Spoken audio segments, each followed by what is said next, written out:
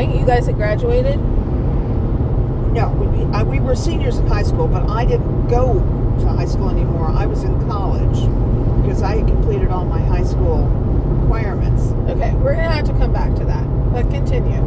So I'm in college, my first semester at Wichita State, and David Jackson is in his second year at Wichita State because he had graduated in 64 from North High.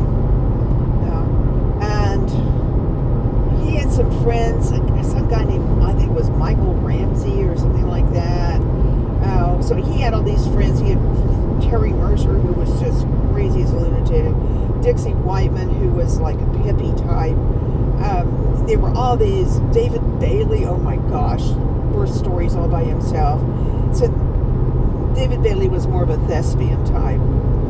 So I was kind of hanging out with these guys.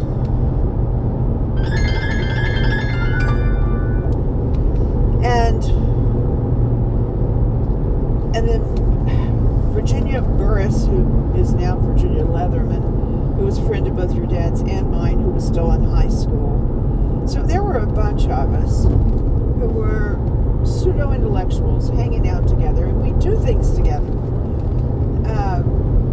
And we'd all meet up someplace and go out, and, you know, drinking age for beer was 18.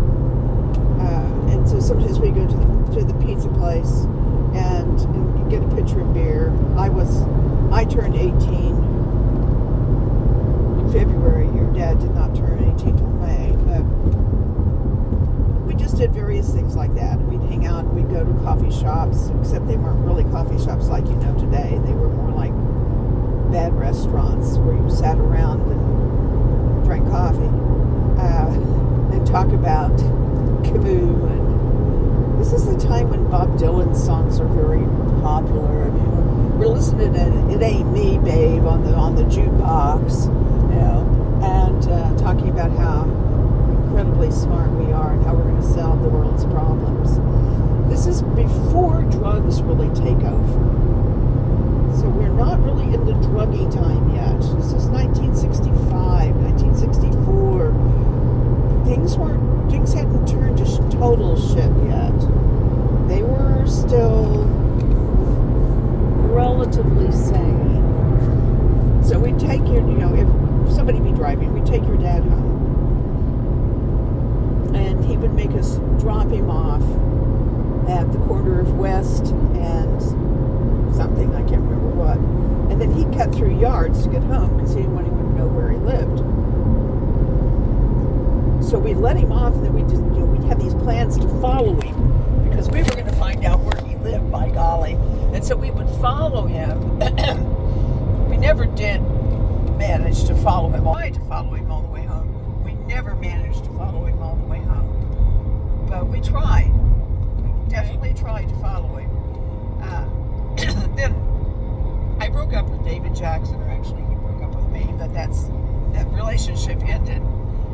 Your dad and I continued to be good friends and hang out together along with Virginia and several others people.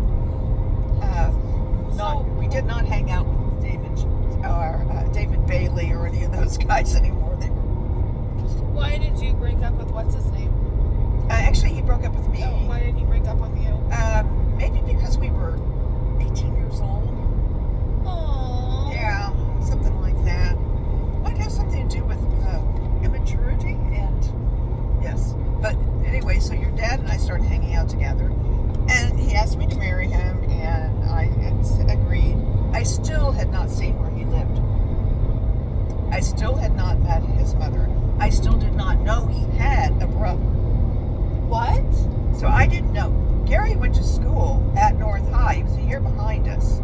I didn't know him, and I didn't know that your dad had a brother. And I had never seen where he lived. So finally, we have a date set for our wedding. I am not exaggerating here.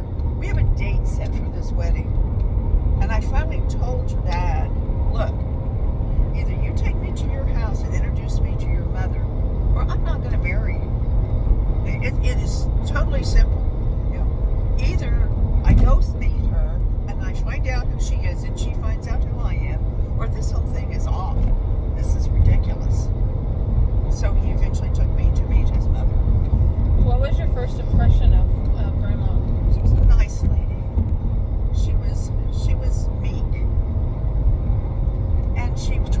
so hard to be nice, and she was obviously thrilled to meet me.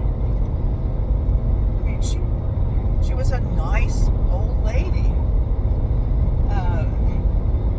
I cared a great deal for her as time went on. Gary was a nice kid, weird as all get out, mind you. He was a computer freak. He was a nerd. Mary Bingham, who was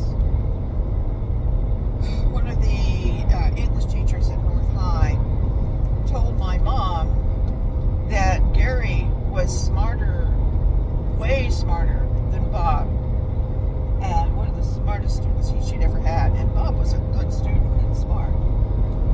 I think Gary was an amazingly bright young boy. You know, they were both nice. I liked them. The house had obviously, there'd been an attempt to clean it. Areas of it I was not allowed to go into.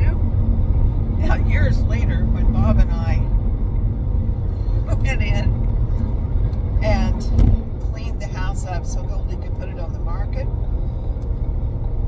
we had to scrape grease off of the kitchen cabinets. Oh. It's really bad. Cherry Lynn came and helped us. So Oh, Lord. Cherry Lynn and your dad and I go in there in that kitchen and start scraping stuff off. We had to just we had to take the stool out and just throw it away. There was no way, absolutely no way in the world to clean it. So coming from Granny's house and going to Grandma's house, like, what was that had to have been a very different scenario. Dad told me that there were dog feces on the floor. And well, there weren't when I went to visit her the first time because your dad had cleaned everything up. Right. But no, I think that they were a little careless in their house. Okay, all right, yeah, okay. But that's true, they were. But I didn't really notice it so much the first time I was there. And by the time I understood, and they didn't have a dog anymore by this time anyway, but by the time I understood how bad the house could get, I also understood how depressed Grandma was. And I liked her. It never bothered me that much that the house was a disaster, and it was a disaster. No two ways about it. But I was never really that bothered by it. It's green, sweetheart. You don't stop for a green. Oh, that's You right. are your dad's daughter. Oh my. Well, yes, I am. Thank you very much. You're I very am. welcome. Yeah.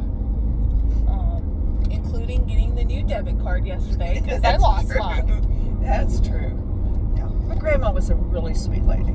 She was just a genuinely sweet lady. A little addled, but a lot of that was dementia. How did you meet Dad? In John Fredine's English class. He was kind of a pudgy guy, tall and pudgy, and we were very arrogant. We are the smart kid types, okay? Okay. And so I was up to talk to Mr. Fredine about something, I don't know what. And this boy had the audacity to come up and start talking to him about Plato. I knew absolutely nothing about Plato. And I'm like, who the heck does this kid think he is? You know? That's how I met him. So we met in that class. And then, of course, John and Doris Fredine became a very big, important part of our whole young adulthood. We arrive.